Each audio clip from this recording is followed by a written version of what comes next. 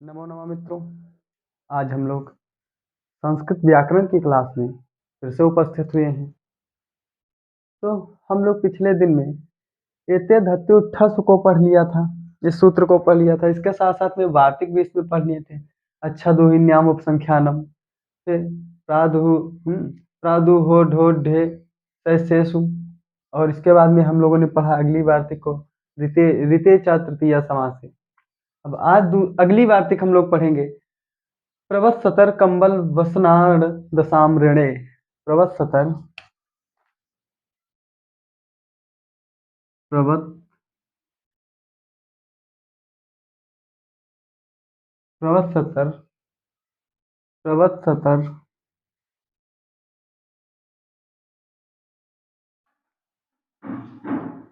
प्रवत्सतर कंबल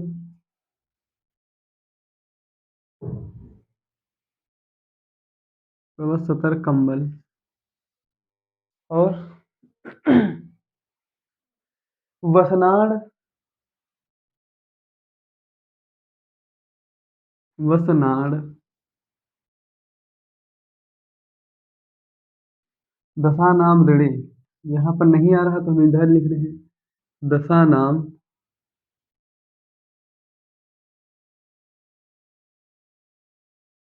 हालांकि वैसे क्या है, दशा नाम ऋणे है ना, दशा नाम ऋणे है। ठीक, अब क्या है, अब इसको जो है कि हम तोड़ तोड़ कर लिखे हैं, इस प्रकार से लिखे हैं। ठीक है, प्रवस्तर कंबल वसनान दशा नाम ऋणे, इस प्रकार से हमने लिखे ना वार्तिक को। लेकिन यही क्या है, जब एक में ही है, क्या है, एक में ही है, तब अलग अलग, जैसे एक में ही है तो बिल्कुल जो है प्रवस्तर कंबल वसना नाम वसनान वसनान वसनान, फिर दशा नाम ऋणे है। यहाँ पर नाम में मकार होगा, मकार में री हो जाएगी ना। तो इस प्रकार से हम देखते हैं इस वार्तिक को ना। यह वार्तिक कैसी है, तो यह वार्तिक जो है यह वृद्धि संज्ञक है। कैसी है, सॉरी, वृद्धि विधायक वार्तिक, वृद्धि विधायक वार्तिक है। वार्तिक के रचनाकार जो है, रचनाकार कौन है, तो वार्तिक के रचनाकार कौन है, अगर कोई पूछता है तो आपको बताना रहेगा वार्तिक के रचनाकार कात्यायन है। वार्तिक के रचनाकार कौन है, कात्यायन। तो हम लोगों ने जाना प्रवस्तर कंबल वसनान दृशानाम ऋणे, अर्थात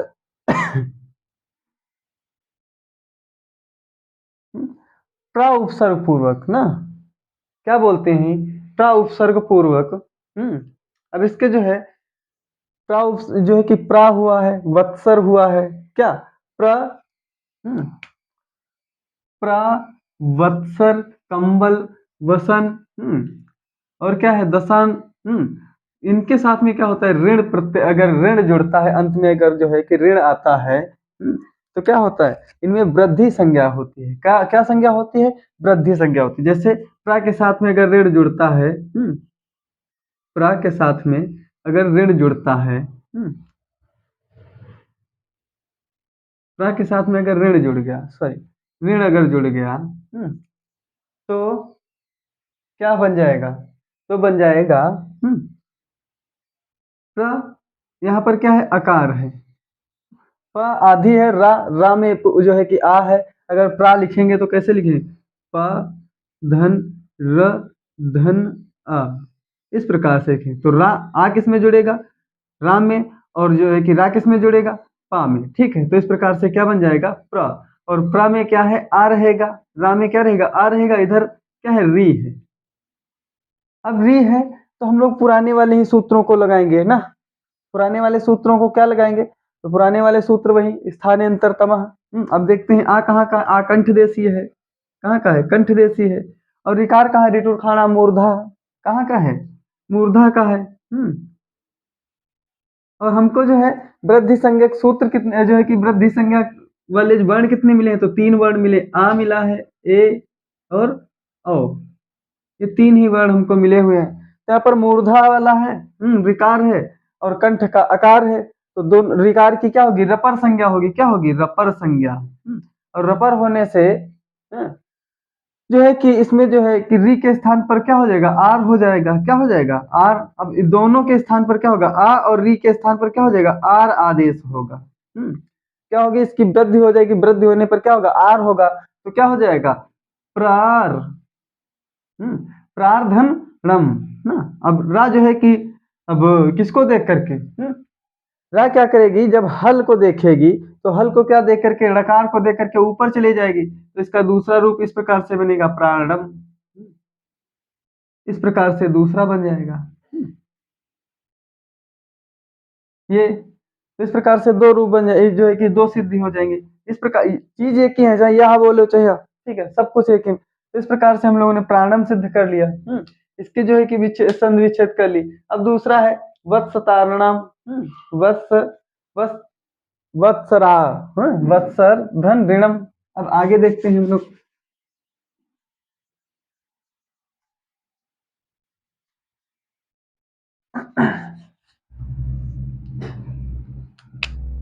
वत्सर,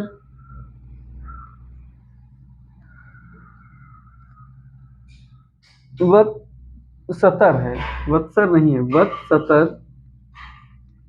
धन ऋणम।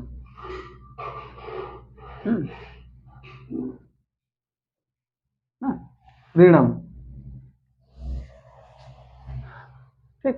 तब ऋणम। अब यहाँ पर देखते हैं तो अकार है और यहाँ पर क्या है, ऋकार है। अब अकार और ऋकार दो ही वर्ण मिल रहे हैं, तो क्या होगा, इन दोनों के स्थानीय अंतरतमा से। अब स्थानीय जो है कि देखेंगे, स्थानीय के कौन कौन से रहेंगे, तो अकार का कंठ रहेगा, क्या रहेगा, कंठ रहेगा, और ऋकार क्या, मूर्धा रहेगी। तो मूर्धा आने से तब यहाँ पर तपरस तत्काल से क्या रहेगा, जो है रपर आदेश होगा ना। क्या होगा, रपर आदेश। तो रपर जब आदेश होगा तो क्या बन जाएगा, अर आएगा, और अर में क्या रहेगा, अर में जो है कि जब वृद्धि करेंगे तो वृद्धि विधायक भी वार्तिक है ना, तो वृद्धि करेंगे तो क्या हो जाएगा, आर हो जाएगा। किसके स्थान पर, तो एका पूर्व प्रयोग के स्थान पर आ और री दोनों के स्थान पर आर हो जाएगा ना। रपर का रा और जो है कि इसका तप वत्सर का आ ना, तो दोनों क्या हो जाएगा, वृद्धि करने से आर हो जाएगा। तो दोनों को जो है कि अगर मिलाएंगे तो क्या रहेगा, वत्सर का आ निकल गया तो क्या बचा है, वत्सर, वत्सतर ना। अब यहाँ पर रकार का आ तो निकल गया है, तो यह वाला आ जब जुड़ जाएगा तो क्या होगा, वत्सरा। इसको थोड़ा बिगाड़ रहे हैं, वत्सरार। और क्या होगा, वत्सरार। इस प्रकार से इधर क्या बचेगा, नम, वत्सरारणम। इस प्रकार से बनेगा, या इसको इस तरह इस प्रकार से नहीं लिखना चाहते हो तो इस प्रकार से भी आप लिख सकते हो, वत्सरारणम। इस प्रकार से भी लिख सकते हैं ना। दोनों रूप सही है, दोनों सिद्धियां सही है। तो इस प्रकार से हम देख लें। अब कंबलारणम, वसनारणम, दशानाम, क्या है, दस जो है कि दसन, दस जो है कि दशनारणम। इस प्रकार से ऋण जब जुड़ेगा तो इस प्रकार से रूप बनेंगे। तो इस जो है कि आगे के रूप अपने हाथ से स्वयं से आप लोग बना लीजिएगा। अब आगे अगला हम लोग सूत्र पढ़ेंगे। अगला सूत्र है,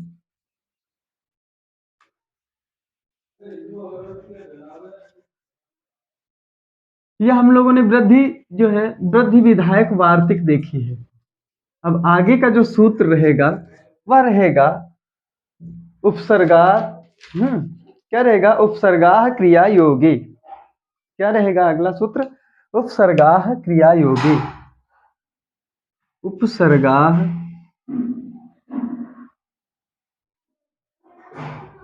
क्रिया योगी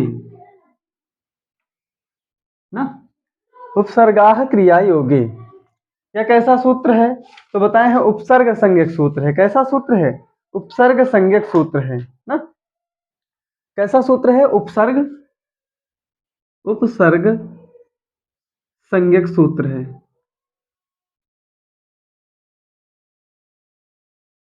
उपसर्ग संज्ञक सूत्र है। उपसर्ग संज्ञक सूत्र है। अगर देखते हैं तो जो है अष्टाध्यायी के माध्यम से, तो अष्टाध्यायी के माध्यम से अगर हम देखते हैं तो कैसा, कहाँ का सूत्र है, तो पहले अध्याय के चौथे पाद का, पहले अध्याय के चौथे पाद का 49 नंबर का सूत्र है। कौन से नंबर का, तो बताए हैं 59 नंबर का सूत्र है, 59 नंबर का सूत्र है ना। अब यहाँ पर उपसर्ग की क्यों आवश्यकता पड़ गई, तो बता रहे हैं कि भाई देखिए प्रा आदि हम लोगों ने पहले जोड़े हैं, तो अब प्रा आदि जो है जोड़े हैं, तो प्रा आदि है क्या, क्या है, प्रा आदि है क्या, तो उसको बताने की कोशिश करेंगे। तो इसके बारे में जो है प्रादयः क्रिया योगो उपसर्गाः स्युः, तो क्या बताए हैं, इसकी वृत्ति बताए हैं प्रादयः क्रिया योगे, क्रिया योगे, ये थोड़ा यहाँ पर जुड़ गया है, क्रिया योगे उपसर्गा क्या है, क्रिया योगे, क्रिया योगे उपसर्गा जो उपसर्ग संज्ञा से उपसर्ग, उपसर्ग संज्ञा स्यु, अर्थात प्रा आदि 22 उपसर्ग होते हैं। कितने उपसर्ग होते हैं, 22 ना। प्रा आदि क्रिया योगे, क्रिया के योग होने पर अर्थात क्रिया के मिलने पर ना, वो जो 22 निपात होते हैं, क्या होते हैं, निपात होते हैं ना, वो 22 निपात होते हैं, क्रिया के योग होने पर उनकी उपसर्ग संज्ञा होने लगती है ना। आइए थोड़ा हम समझते हैं, पहले उपसर्गों को हम लोग लिख लेते हैं। तो उपसर्ग कौन कौन से होते हैं, तो इसको हम थोड़ा बिगाड़ रहे हैं, तो समझने की कोशिश करते हैं कौन कौन से उपसर्ग होते हैं। तो बताए हैं कि प्र परा अपसम, प्र परा अप सम, क्या बताए हैं, प्र परा अपसम अनु अव निर सम अव और अनु निर, फिर निस, निर निस, दुस दुर वी आंग, दुस दुर वी आंग,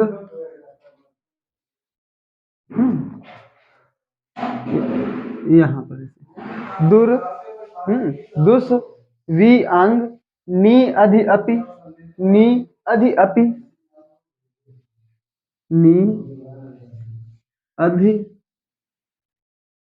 अपि, नी अधि अपि, अति सी उत, अति सु, अति सु, फिर उत अभि, उत अभि, उत अभि, प्रति परि उप, प्रति परि उप, क्या है, एते प्रादया, एते प्रादया,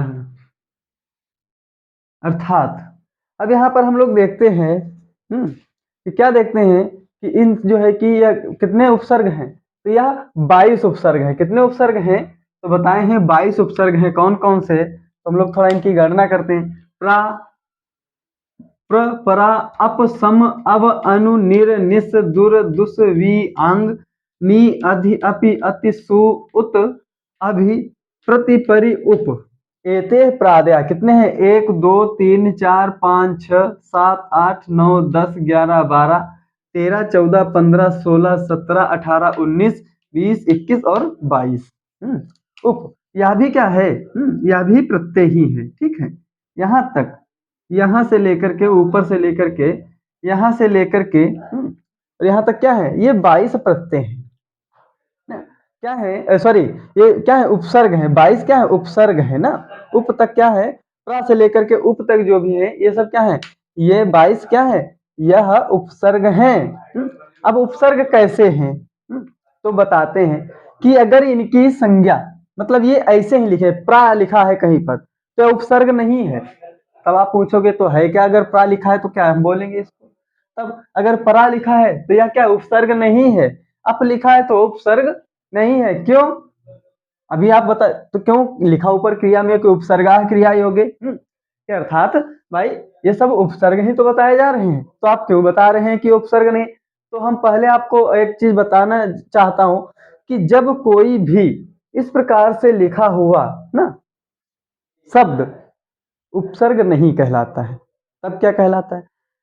जब तक के लिए वह क्रिया योग में नहीं है, अर्थात क्रिया के द्वारा योजित नहीं है, अर्थात वह क्रिया में नहीं जुड़ा हुआ है, तब तक के लिए वह उपसर्ग नहीं है, तब तक के लिए वह निपात है। क्या है? निपात। और इनका स्वयं का कोई अर्थ नहीं रहता है ना, स्वयं का कोई अर्थ नहीं रहता, अगर रहता भी है तो इनके हर क्षण अर्थ बदलते रहते हैं। ठीक, अगर किसी का रहता भी है तो क्या रहता, उनका कोई एक अर्थ स्थायी नहीं रहता, इसलिए निरर्थक रहते हैं। और जब ये किसी क्रिया के साथ में जुड़ते हैं, क्रिया योगे च, जब ये किसी के क्रिया के योग में जुड़ते हैं ना, जब किसी क्रिया के योग में जुड़ते हैं तब क्या होता है, तब इनका जो है कि उपसर्ग संज्ञा होती है। तब क्या होती है? उपसर्ग संज्ञा। और जब तक के लिए क्रिया के योग में नहीं है तब तक के लिए ये निपात है, इनका कोई भी अर्थ नहीं है, ये निरर्थक है।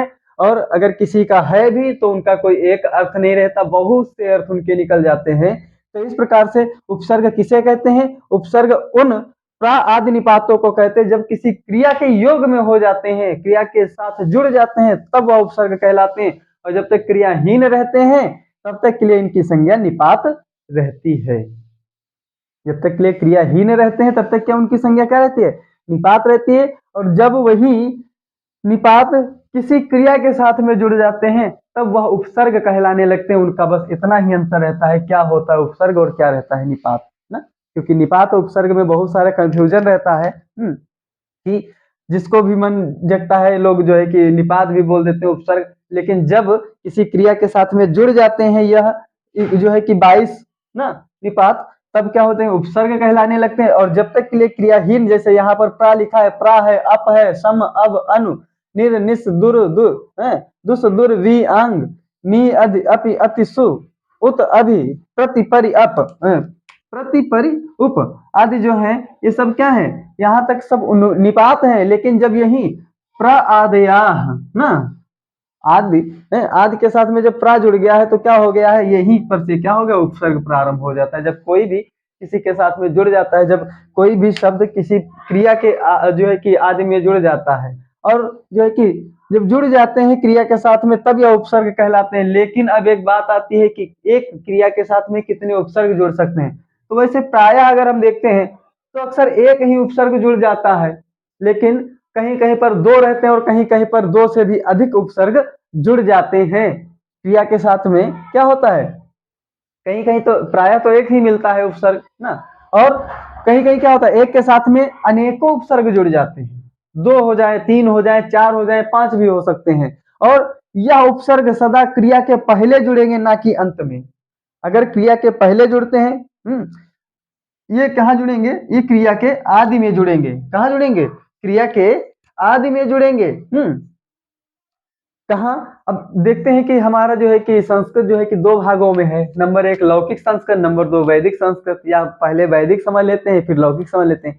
देखिए, लौकिक संस्कृत में ये जो उपसर्ग हैं 22, जो 22 उपसर्ग हैं, यह लौकिक संस्कृत में क्रिया के आगे जुड़ेंगे, ना कि पीछे। और यही वैदिक संस्कृत में ना, वैदिक भाग में क्या करेंगे? वेदों में ना यह कहीं पर भी जुड़ सकते हैं ना। वेदों में क्या करते हैं? बाद में भी अपना व्यवधान उत्पन्न कर सकते हैं, अर्थात क्रिया के बाद में भी आ सकते हैं।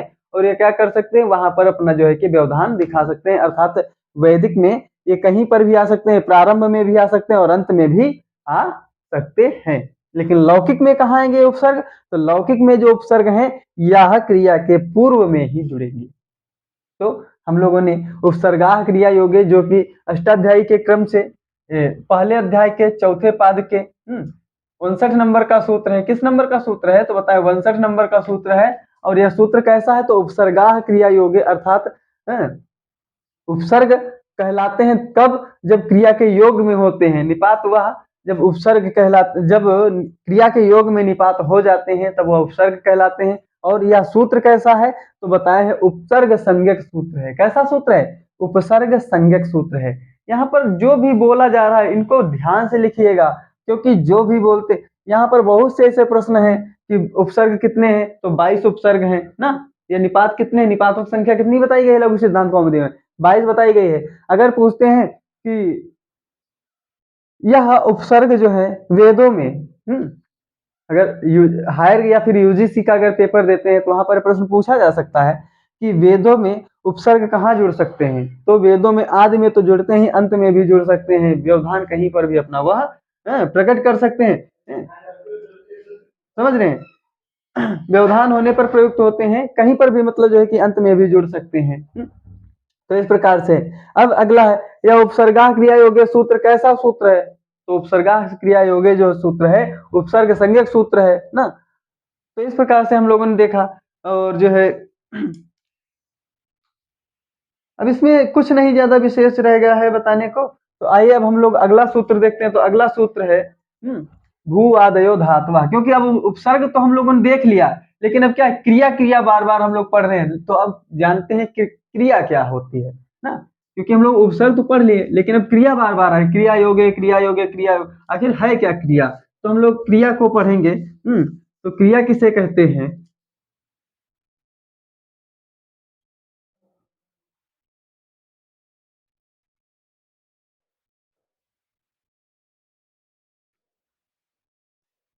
क्या पढ़ेंगे? क्रिया पढ़ेंगे। कि भू जो है कि भूवादयो धातवा, भूवादयो धातवा, भूवादयो धातवा। और यह सूत्र कहाँ का है? तो यह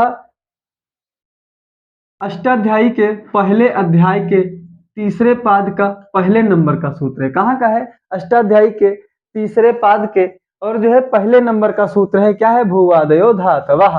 अर्थात यह सूत्र क्या कहता है? यह सूत्र है कैसा, पहले हम देख लेते हैं। तो सूत्र कैसा है? तो धातु संज्ञक सूत्र है। कैसा है? धातु संज्ञक सूत्र है।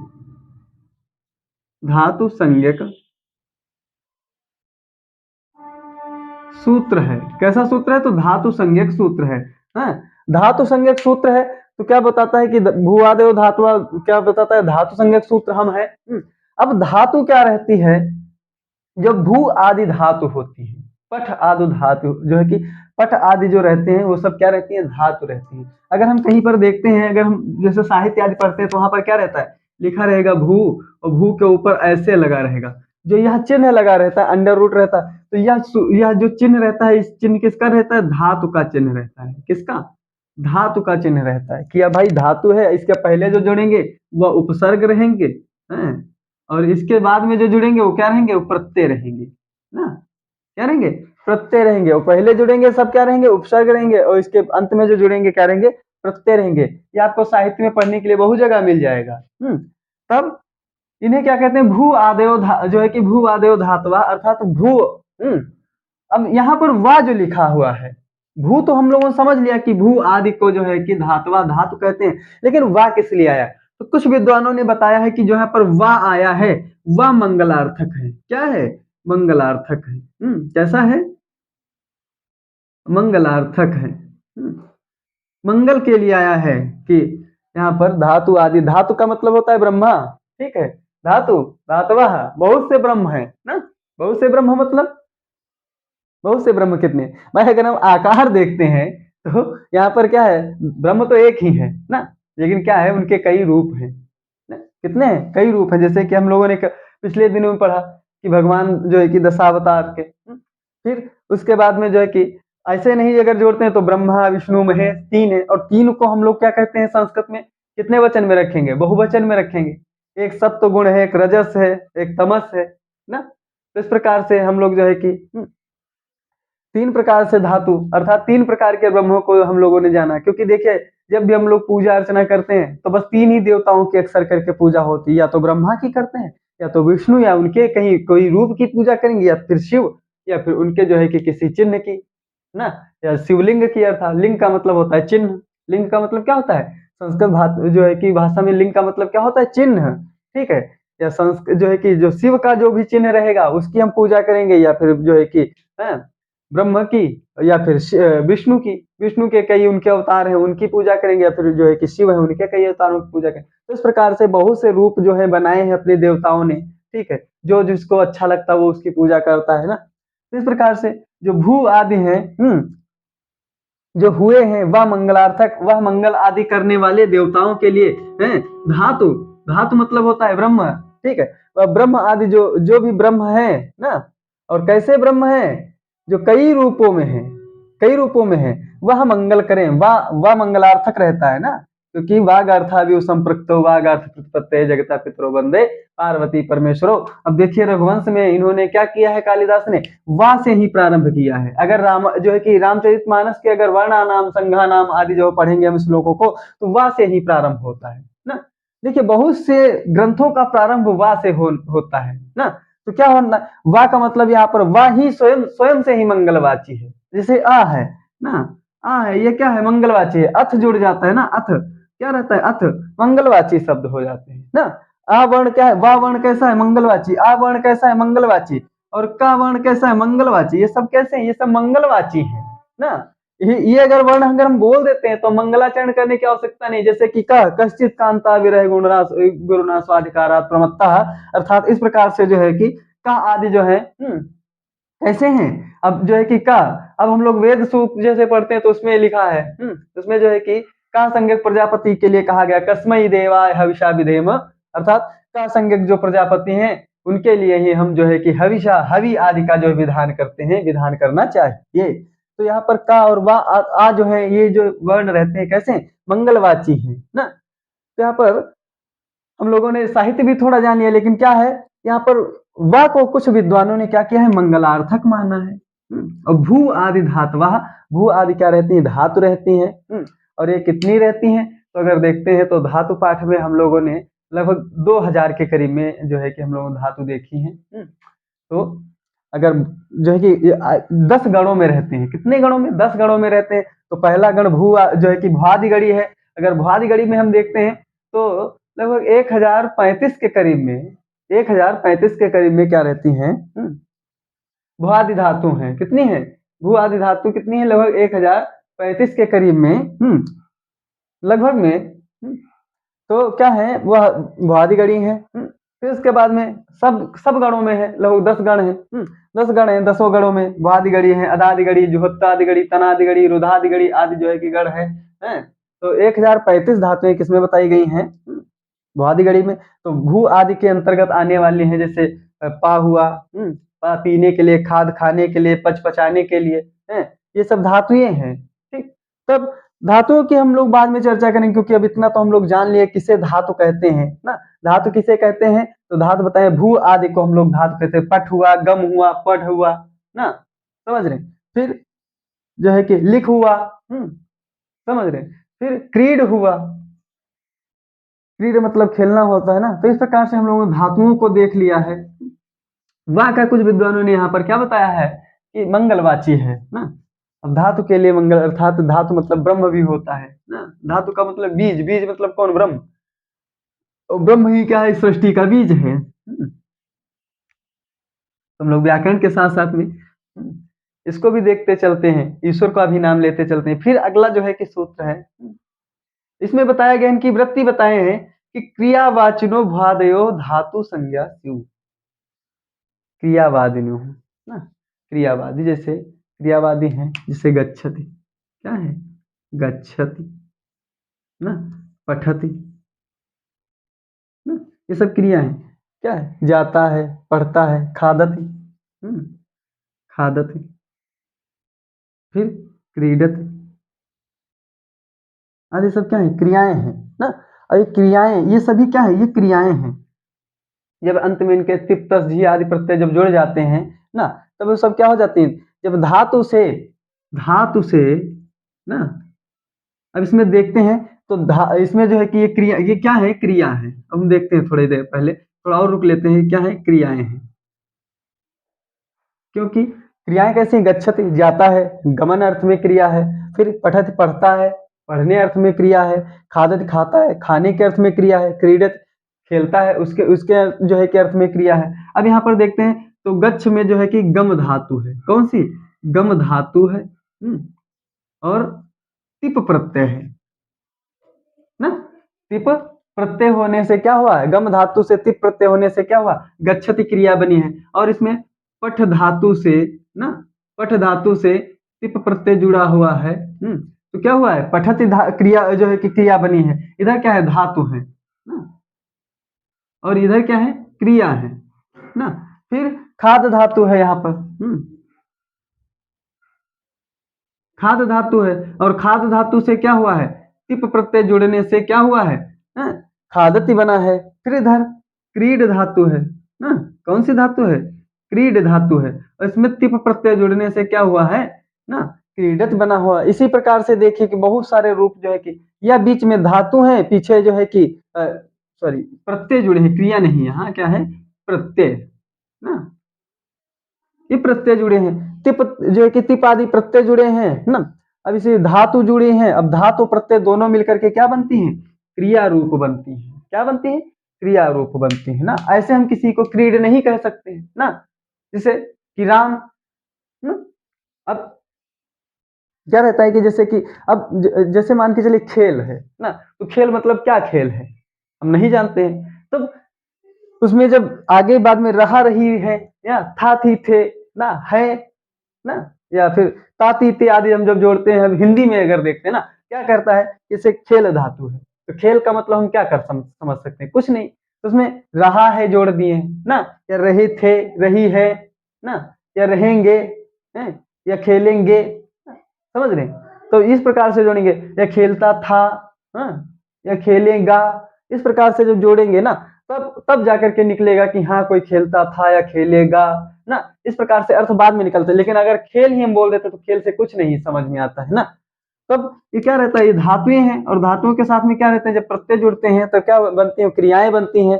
तो गम धातु से तिप प्रत्यय जुड़ने से क्या होता है? गच्छति बना है। पट धातु से तिप प्रत्यय जुड़ने से पठति। खाद धातु से तिप प्रत्यय जुड़ने से खादत। क्रीड धातु से जो है कि तिप प्रत्यय जुड़ने से क्रीडत। इसी प्रकार से पा धातु से तिप प्रत्यय जुड़ने से ना पिबति आदि रूप बनते हैं ना। तब आगे हम लोग देखेंगे। इस प्रकार से हम लोगों ने थोड़ा जाना। अब आगे हम लोग देखते हैं अगले सूत्र को। तो अगला सूत्र क्या कहता है? अगला सूत्र अब देख लिए हम लोगों ने, धातु देख लिए हैं, क्रिया देख लिए हैं। तो अब एक से एक चीज बताइए कि भाई इनको, और ये पहला वहां का है अष्टाध्यायी में देखते हैं तो पहले नंबर के तीसरे पाद का पहले नंबर का सूत्र है। तो फिर यहाँ पर क्या कर रहा है? जो है कि लघु सिद्धांत कौमुदी में यहाँ पर क्या कर रहा है? तो उसके लिए बताए हैं कि भाई जो हमारा सेशन चल रहा था पहले से ही, कौन वाला सेशन चल रहा था? कि वृद्धि संज्ञक वाला। कौन सा? वृद्धि संज्ञक वाला। तो बताए हैं कि अब यहाँ पर वृद्धि संज्ञक कैसे होंगे। तो बताए अगला सूत्र बताए उपसर्गाद द्वितीय धातु। अब धातु भी बता दें, उपसर्ग भी बता दें, तब अब अच्छे तरीके से समझाएंगे कि उपसर्गाद उपसर्गाद द्वितीय उपसर्गाद द्वितीय धातु। उपसर्गाद द्वितीय धातु। अब यहाँ पर देखिए रीति हम जो है कि अब इसको इसी में चाहे कर देते हैं ना, लेकिन हमने क्या किया? अलग अलग तोड़ करके लिख दिया। अगर सूत्र देखते हैं तो सूत्र ऐसे लिखा है उपसर्गाद उपसर्गाद रीति धातु। उपसर्गाद रीति धातु। इस प्रकार से सूत्र जो है कि लिखा हुआ है आप लोगों की किताब में, सबकी किताब में ऐसे लिखा। लेकिन हमने क्या किया? उसको तोड़ करके लिखने की कोशिश की है ना। क्या रहता है? इसको तोड़ने से अच्छे से समझ में आता है ना। अब यह सूत्र कहाँ का है? तो छठे अध्याय का। कहाँ का है? छठे अध्याय का। और कहाँ का? पहले पाद का 91 नंबर का सूत्र है। कहाँ का है? पहले पाद का 91 नंबर का सूत्र है। छठे अध्याय के पहले पाद का 91 नंबर का सूत्र है। तो क्या बताता है? उपसर्गाद, उपसर्ग से क्या रहता है? अवर्णांत उपसर्गाद ऋकारादौ धातु परे वृद्धि एकादेश स्यात्। जैसे अवर्णांत किसी वर्ण, जैसे कि कोई भी शब्द है जिसमें अंतिम में आ है, क्या है? आ है। और फिर क्या करते हैं कि उपसर्ग में और क्या करते हैं कि उसके धातु में रित आता है। क्या आता है? धातु में रित आता है ना, धातु में रित आता है। यहाँ पर रित लिखा है लेकिन हम लोग रित ही लिखेंगे ना, रित ही लिखेंगे। रित आता है अगर किसी उपसर्ग में या पहले जो भी वर्ण लिखा गया है, उपसर्ग है या फिर कोई भी मतलब चीज लिखा गया, उसमें क्या है, आ रहा है और अंत में री आ रहा है। तो क्या हो जाएगा, वहां पर वृद्धि संज्ञा होगी। तो वहां आ और री की क्या होगी? वृद्धि संज्ञा होगी। क्या संज्ञा होगी? वृद्धि संज्ञा होगी। तो किस सूत्र से होगी? तो बताए उपसर्गादृति धातु से वहां पर वृद्धि संज्ञा होगी ना। तो अब देखते हैं, जैसे जैसे प्र प्रधन रिक्षति, प्रधन रिक्षति। अब देखे हैं यहाँ पर, अब जो है कि तकार है ना, तो रित है, तो यहाँ पर क्या हो गया? तत्काल से ना, तपरस तत्काल, अर्थात क्या बोलता है कि उसी प्रकार से जहां पर ता जुड़ा है ना, मतलब उसी काल का ही वो जो है कि तपर जहां पर जुड़ जाता है, अर्थात तकार जहां पर जुड़ जाता है ना, समझ रहे? जहां पर तपर जुड़ जाता है वहां पर क्या करते हैं, वहां पर मात्र उसी काल को ही वह बताता है, जबकि अन्य काल को नहीं ना।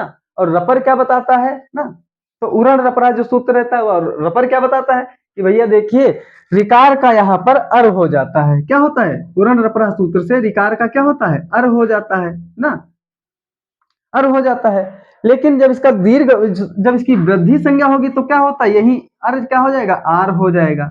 रिकार की यहाँ पर रपर हो जाएगा ना, किस सूत्र से? तो उरण रपरा से। और उरण रपरा से क्या हो जाएगा? रपर हो जाएगा। और रपर को क्या होगा? जब वृद्धि संज्ञा होगी तो उसका आर हो जाएगा ना। तब अब यहाँ पर देखते हैं, तो यहाँ पर जब रित है तो रित का मतलब जो है कि तकार से इस संज्ञा तस्लोप लोप हो जाएगा, बचा है यहाँ पर री।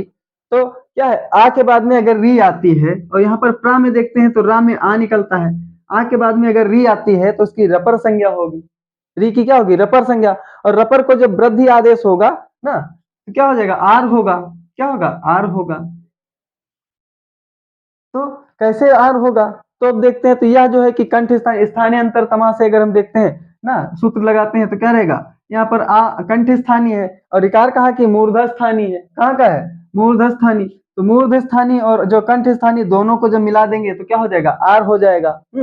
और जो कि एका पूर्व प्रयोग यहाँ पर आएगा ना, एका पूर्व प्रयोग, एक पहले और दूसरे दोनों के स्थान पर एक ही हो जाएगा। क्या हो जाएगा? आर हो जाएगा। तो प्रा के बाद में जब आर जुड़ेगा तो क्या हो जाएगा? प्रार। क्या होगा? प्रार। और यहाँ पर री तो हट गया है तो क्या बचेगा? अच्छति ना, अच्छति। इसको थोड़ा हम साफ करते हैं, रफ करते हैं, तो क्या बचेगा? इच्छति, अर्थात प्रारछत ना, प्रारछत। इस प्रकार से देख सकते हैं, या फिर इसको हम दूसरे प्रकार से लिख सकते हैं। किस प्रकार से? ये जो है कि हल को देख करके कहाँ चला जाएगा? प्राधन प्रारछत, इस प्रकार से हो जाएगा। प्रारछत, इस प्रकार से भी यह रूप बन जाएगा। तो हम लोगों ने देख लिया। अब यहाँ पर है अगला सूत्र है एंगी पर रूपम। तो आज हम लोगों ने 3 सूत्रों को देख लिया। तो आगे के दिन पर जो है कि हम आगे के सूत्रों को पढ़ेंगे। तब तक के लिए नमो नमः मित्रों, क्योंकि समय ज्यादा हो रहा है और अभी बहुत सा कार्य भी है, क्योंकि जो है कि इसके बाद में अभी दूसरी क्लास भी चलेगी। तब तक के लिए हम लोग इतना देख लें। अब हम आपसे यही गुजारिश करते हैं कि आप लोग भाई प्रतिदिन पढ़िए, क्योंकि बिना पढ़े कुछ नहीं हो सकता है। नहीं, अगर आपके पास में, कोशिश करिए आप अपने साथ में कॉपी कलम किताब लेकर के बैठें। हो सके तो लघु सिद्धांत कौमुदी अपने पास में रखें। अगर नहीं है तो आप मार्केट से ले लें, क्योंकि जब तक के लिए किताब नहीं रहती तब तक के लिए पढ़ने वढ़ने में कुछ मजा नहीं आता है ना। जब तक किताब नहीं रहती तब तक पढ़ने में कोई भी अच्छा, कुछ भी अच्छा नहीं लगता है। तो कम से कम एक लघु सिद्धांत कौमुदी तो अवश्य रखिए, जो हम लोग पढ़ रहे हैं ना। तो हम लोगों ने जो है कि आज 37 सूत्रों जो है कि सूत्रों तक हम लोगों ने पढ़ लिया। धीरे धीरे करके लगभग 40 सूत्रों तक आ जाएंगे। कल हम लोग हो सकता है 40 सूत्रों तक पहुंच जाए ना। तो इसमें 1276 सूत्र हैं। तो धीरे धीरे ऐसे चलेंगे, क्या रहेगा, एक दिन हम लोग सूत्र के अंतिम सूत्र तक पहुंच चलेंगे। तो आज अपनी बातों को यहीं पर विराम देते हुए नमो नमः मित्रों।